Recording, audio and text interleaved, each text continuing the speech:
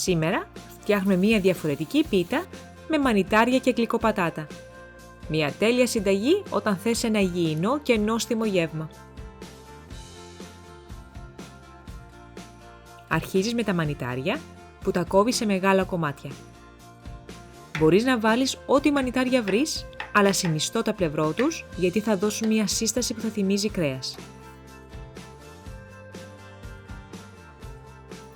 Τα ρίχνεις σε μία κατσαρόλα που έχει ζεσταθεί σε δυνατή φωτιά με λίγο ελαιόλαδο και προσθέτεις σκόρδο, λίγο θυμάρι που είναι και ο καλύτερος φίλος των μανιταριών και τέλος αλάτι και πιπέρι. Και αφήνεις να σοταριστούν μέχρι να βγάλουν όλα τα υγρά και να μαλακώσουν. Όση ώρα περιμένεις να γίνει αυτό, κόβεις το πράσο σε ροδέλες και τις γλυκοπατάτες σε μικρά κομμάτια.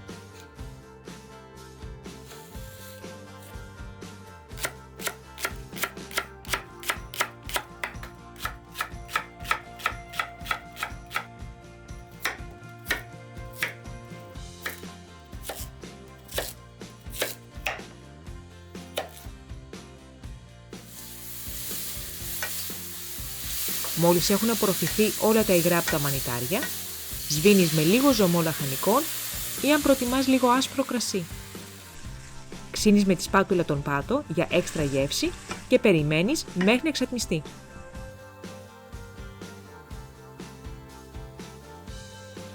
Ρίχνεις το πράσο και τη γλυκοπατάτα και αφήνεις να μαλακώσουν σε χαμηλή φωτιά για 15 λεπτά με κλειστό καπάκι.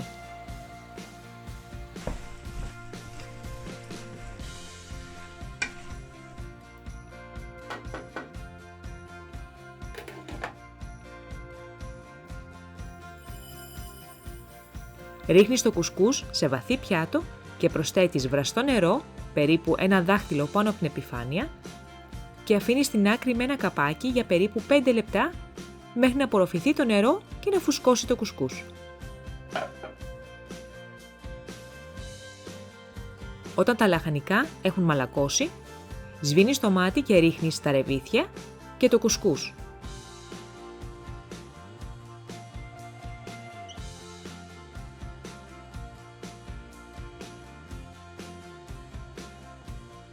Και όλα αυτά μαζί σε ένα ταψί.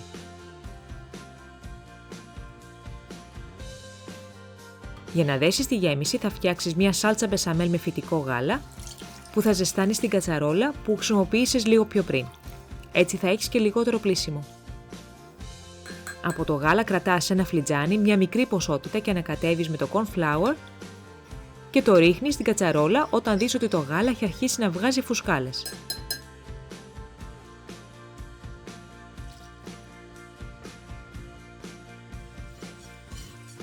Ανακατεύει συνεχώς μέχρι η σάλτσα να πήξει και στο τελείωμα προσθέτει σκόνη σκόρδου, μουστάρδα, διατροφική μαγιά και ανακατεύεις όλα τα υλικά.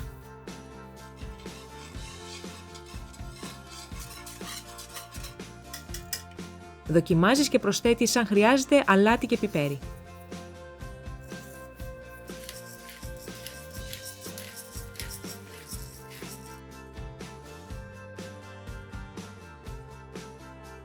Ρίχνεις την μπεσαμέλ πάνω από τα υπόλοιπα υλικά, ανακατεύεις μέχρι όλα να ενωθούν και ισιώνεις την επιφάνεια. Αν το μείγμα σου βγαίνει πολύ στεγνό, μπορείς να προσθέσεις λίγο γάλα ή νερό.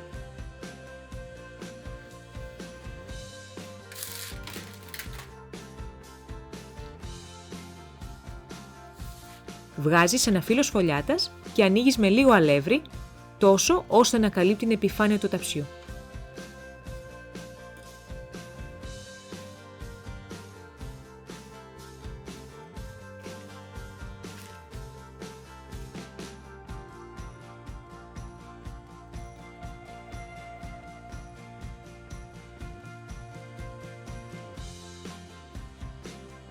Κάνεις τρύπες στην επιφάνεια και με ό,τι σφολιάτα σου έχει περισσέψει, φτιάχνεις σχέδια και τα βάζεις από πάνω.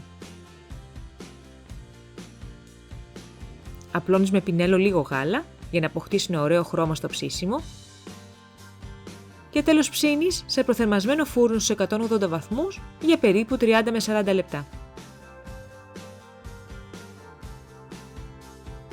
Και η πίτα σου είναι έτοιμη. Υπέροχο, τραγανό φύλλο και πλούσια γέμιση θα σε χορτάσει για αρκετή ώρα. Ένα ακόμα βίντεο έφτασε στο τέλος του. Αν σου άρεσε, μην ξεχάσεις να δώσεις ένα like. Και περιμένω τα σχόλιά σου πιο κάτω. Και όπως πάντα, αν θες να δεις και άλλες vegan ή νηστίσιμες συνταγές, μην ξεχάσεις να κάνεις εγγραφή και να πατήσεις το κουδουνάκι ειδοποιήσεις, για να ξέρεις πότε ανεβαίνει νέα συνταγή. Μέχρι την επόμενη φορά, καλά μαγειρέματα!